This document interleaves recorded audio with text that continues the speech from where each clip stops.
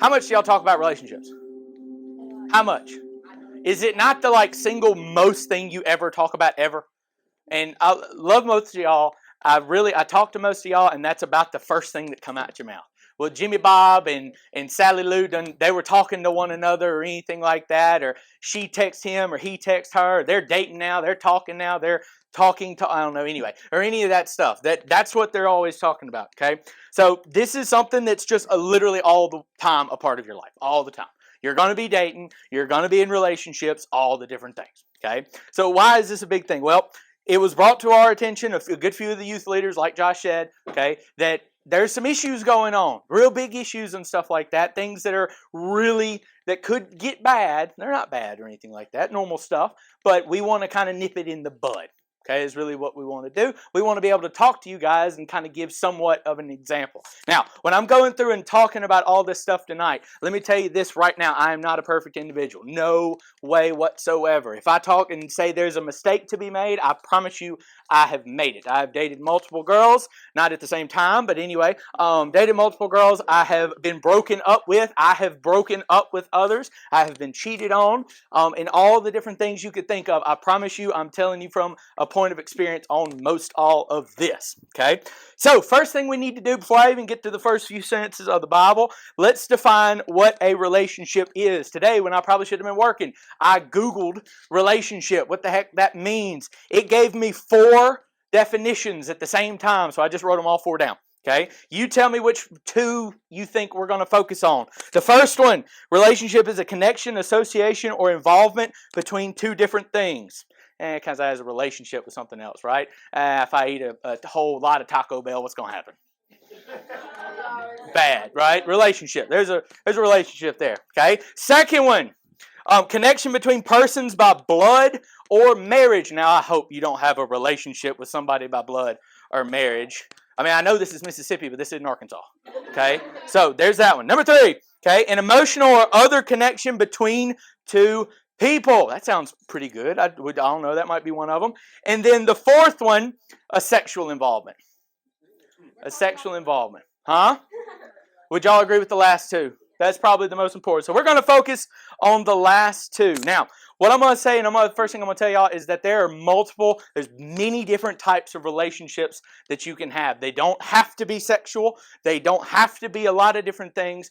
They're just relationships, okay? So I thought about this for a bit, and I don't know about y'all, but I think about relationships, they're kind of like levels. Right? Have y'all ever thought about this way, okay? Down there at the bottom, you meet somebody, you learn their name, you talk to them for a bit, you might actually text them a little bit. I would say you're friends, right? I'd say that's the first level. You probably need to be friends with somebody before you really go and do anything else, okay? Then, okay, you step up and you keep texting. Y'all, folks know y'all are talking to one another and stuff like that. Then you be like talking. Right? You're talking or any of that stuff. And then there's other like groups or something. But what you're doing, you're really just getting to know somebody at this point, right? You probably don't know them all that well, but you're just trying to get to know who they are. Okay, so that's the second level. So we've gone from just friends. Now we're talking. Okay, we're talking a little bit. That's okay. And then next thing, what do you do? What do you do after you're talking? Huh? You ask them. I hope you ask them out. You ask them out. There's like other people say there are other levels. I don't think so. I think you just try. Anyway, okay. Now you're dating, okay? Now you're probably dating that girl or guy or whatever it is or anything like that, okay? So we're dating. Now what I've always said about dating is pretty much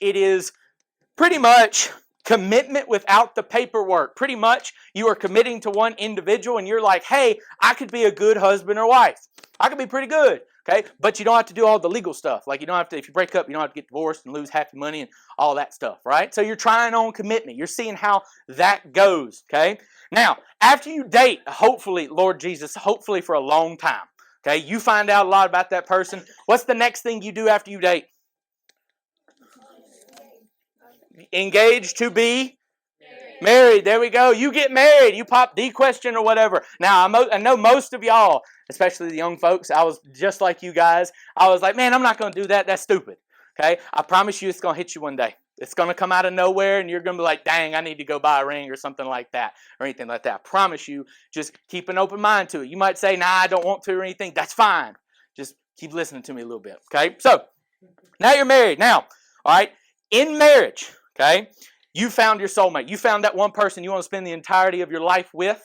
Okay, good things. And really, I could do like multiple weeks on marriage itself, because honestly, I'm still trying to figure it out myself, and I'd love to tell y'all a little bit about what I've learned in the whole thing, and I could take a little bit of advice in the end of that. Okay, but even after that, I think there's an even better, even higher level on that. What else? What could be higher than marriage? When you are married for a long time, you have some kids, what have you had?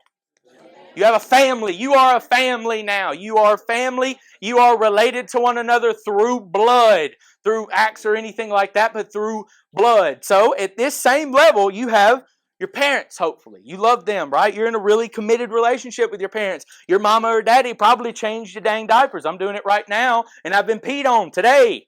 Okay, pooped on, all these different things. They had to do that. They have a relationship with you. They know you that well. So that's that same thing. Siblings, they probably went through all the same stuff with you. That's this whole level. So we got levels, right? Friend, talking, dating. Then we get married, hopefully, and everything like that. Then we got a family, right? All the way up here at the tip top of our relationships. Okay? Now, I'm finally going to talk about this. So what does Scripture say about relationships? What does Scripture say about what we're saying? So first thing, let's go to Genesis chapter 1, verse 1 through 2. Let's just go to the beginning, right? In the beginning, God created the heavens and the earth. Now the earth was formless and empty. Darkness covered the surface and the watery depths, and the Spirit of God was hovering over the surface of the water. Okay, the very beginning. Now, we all know the story, right? Over the next few days, what does God do? He creates everything, not just life. He dedicates days to life. He makes this earth that we're on, right? He makes the sky. He makes the sun, the moon, the stars, the air that we breathe, the oceans, everything, okay, over the next 5 days, okay? But on the 6th day, He makes something real dang special. What is that thing He made on the 6th day? People, man. He made man. He made us, okay, as people. Now, when He made those, on those first 7 days, He created every single thing in the world, and on that 6th, He created man. Now, do you remember there's one phrase that is constantly said in these first few verses of Genesis over and over and over each time He makes something?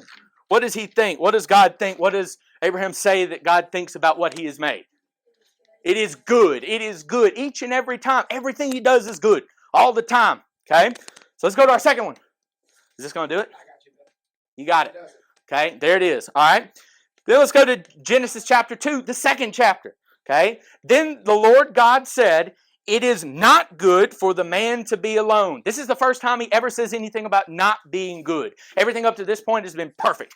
Perfectly good, A-okay. But now it's not good. Oh, He realized something. He said, maybe I need to switch something up. So what He does, okay, He realizes that it's not good to be alone. Man needs relationships. Man has to have some sort of relationship with another individual, either camaraderie or an intimate relationship or anything like that. So God went the intimate route, and He, in the next one, "I will make a helper corresponding to him." Now, do not misconstrue the word helper.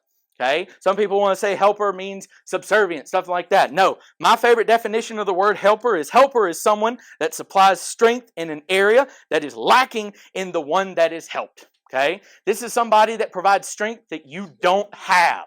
Okay? You can't handle that. So you need that help. You need somebody strong and something else and everything there. So that is what that means. He's going to make a helper. God goes on, and we all know, hopefully y'all know the story. Pretty much God makes Adam fall asleep. He rips a rib out of him, and He says, "Now I've made another individual." Adam says, "Oh, that's cool. This is woman. It was made for me. This is woman. That's for me." Okay, cool. So, our very first fill in the blank, okay, is that relationships and dating are good and okay. What was that phrase from the first chapter of Genesis that He kept saying over and over and over? It is good. It is good. God looked at this relationship between Adam and Eve now, and He saw that it was good. He saw that it was good. Great. Wonderful. And okay at the same time. Okay? Now, He saw that it was good. Now, what I want you to take from this is there is nothing wrong with being in a relationship. Nothing at all. Don't let anybody ever say that you can't be in a relationship. Your mom and dad might say that. My mom and dad said that quite a bit and everything like that. But there's nothing wrong with it. You know what the issue is in a relationship. An issue in the relationship, and I have like the highlights and everything there. The issue is when people, usually young, that are not ready for certain things, want to take relationships to adult levels that they are not ready for. I'm going to be honest for you. Every single action that you have in your life will have consequences. Every single one. Okay? Well, let's just go and say it. If you have sex with somebody, what you probably going to make? A baby. You're probably going to make a baby. I'm carrying around a baby every single day. I'm being woken up by a baby at 4 a.m. every single morning. I promise you, you don't want that life right now. Right now. I love him. He's the best. She's the best. Y'all, you know what I mean. Yeah, well.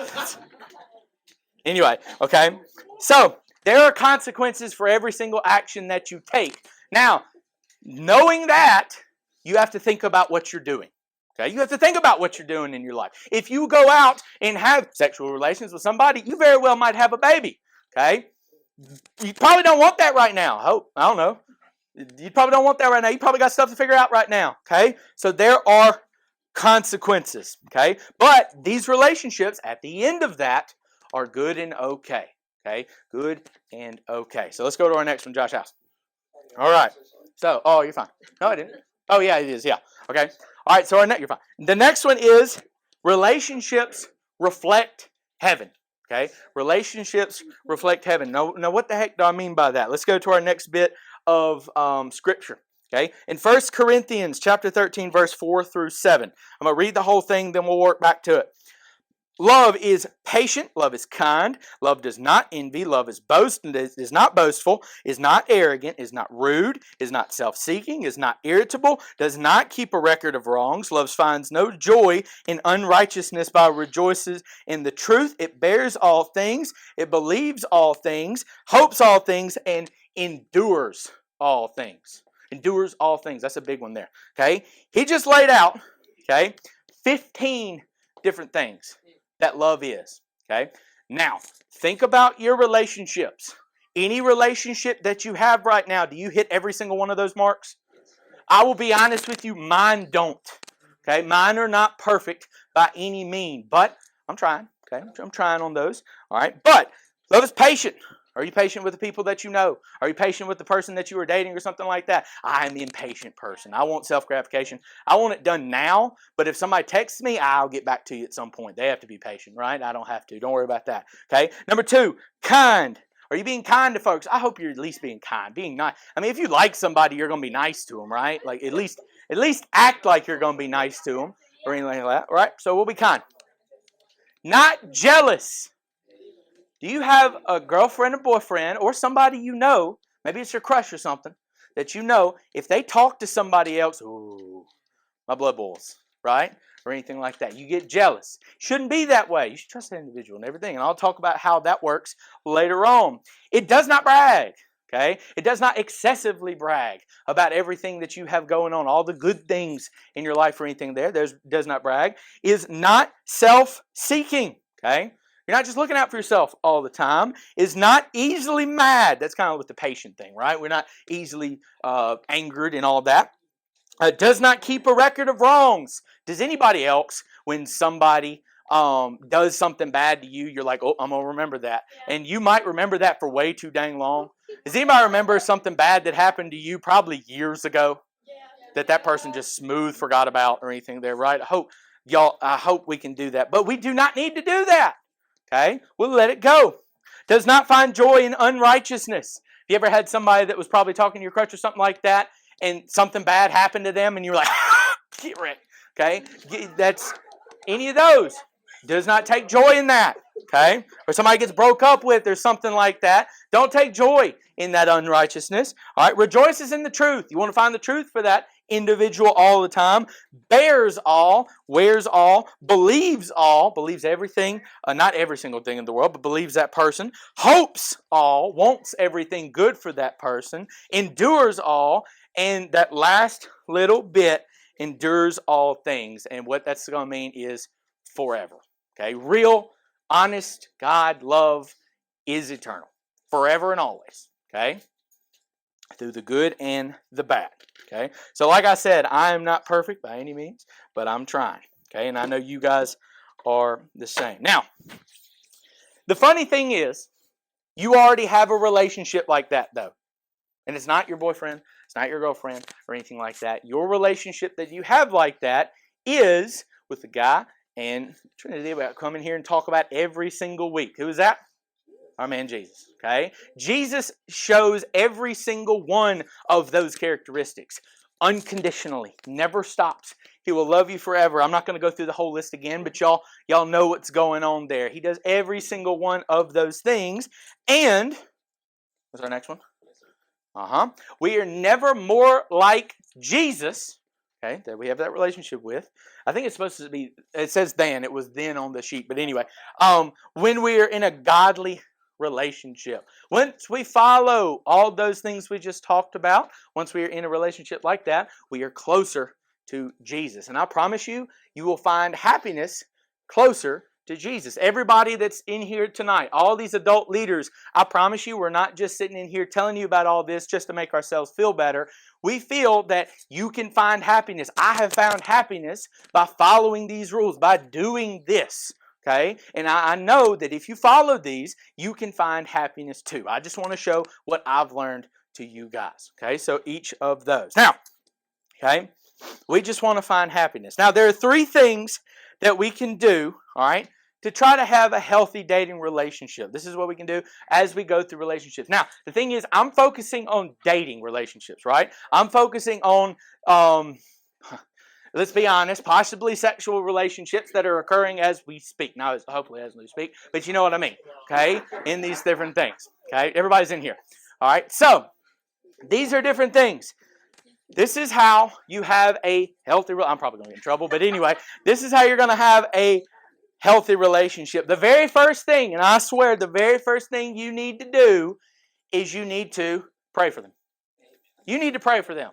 Okay, now what do I mean by that? I'm not just saying, oh man, I hope Sally don't go out and text that dude again or something like that. No, okay? What I mean, okay, if you're praying for somebody, are you looking out for their best interest?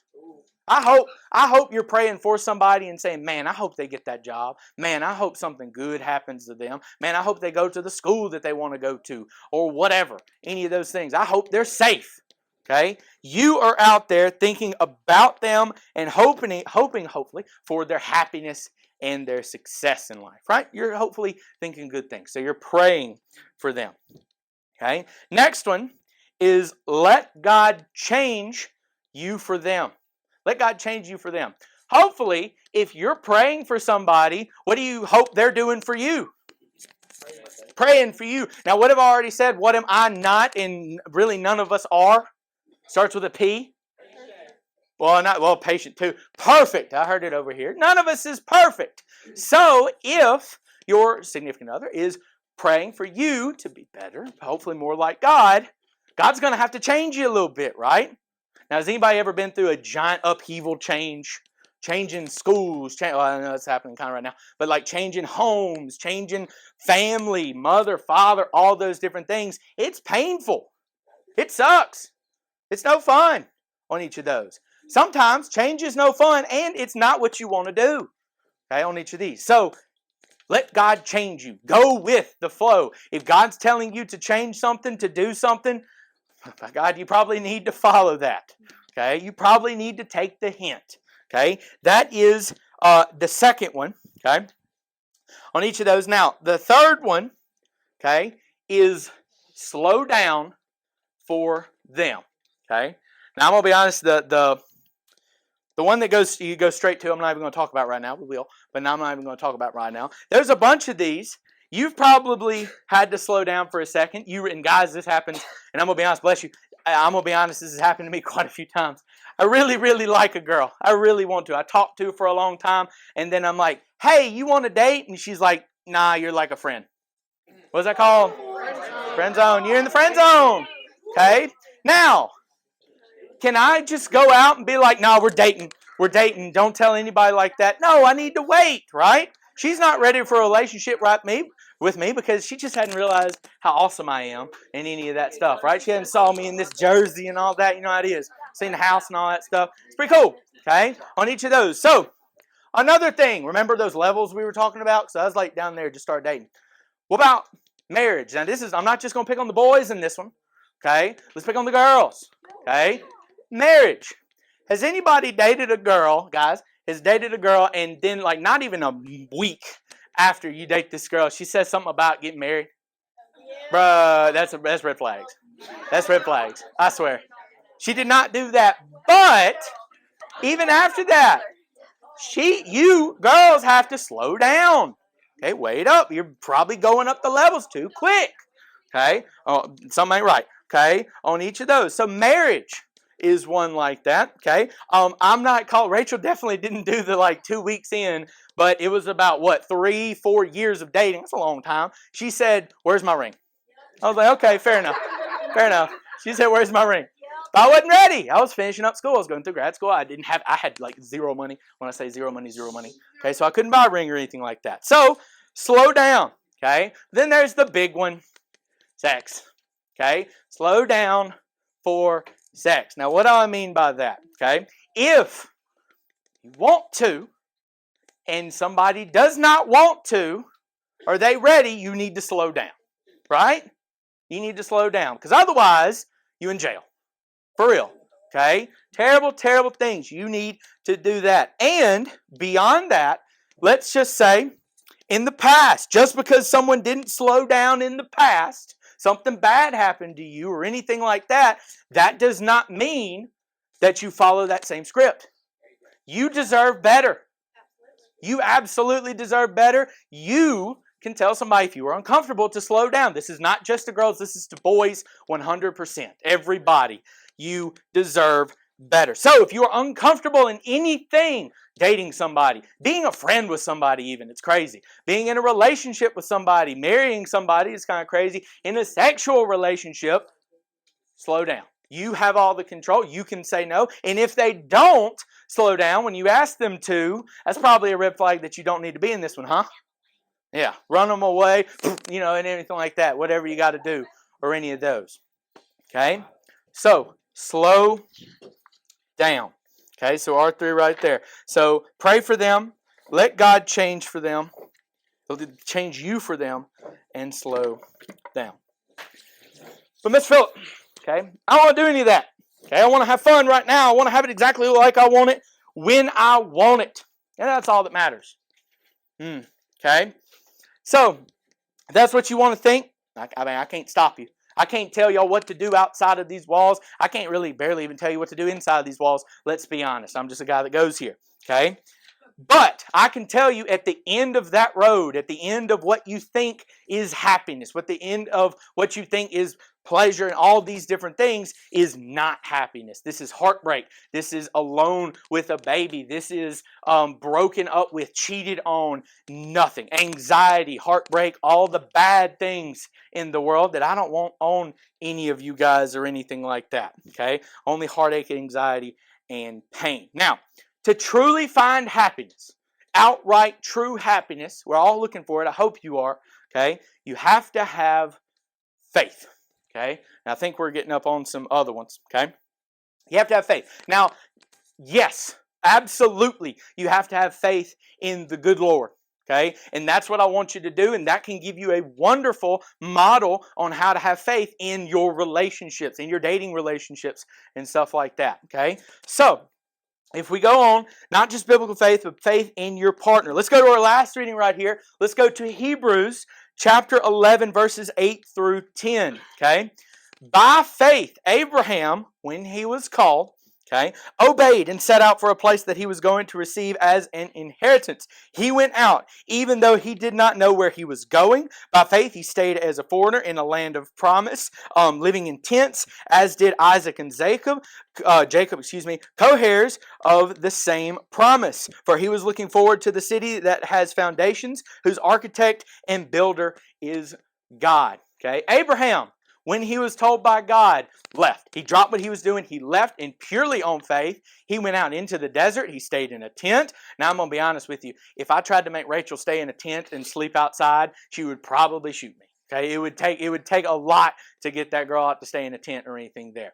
faith. He left. He dropped everything and he went out on faith because he knew at the end of it, looking forward to the city that has foundations, and the architect and the builder is God. By having faith in relationship with the other person, okay, with the situations or anything like that, I promise you, you can find happiness, okay?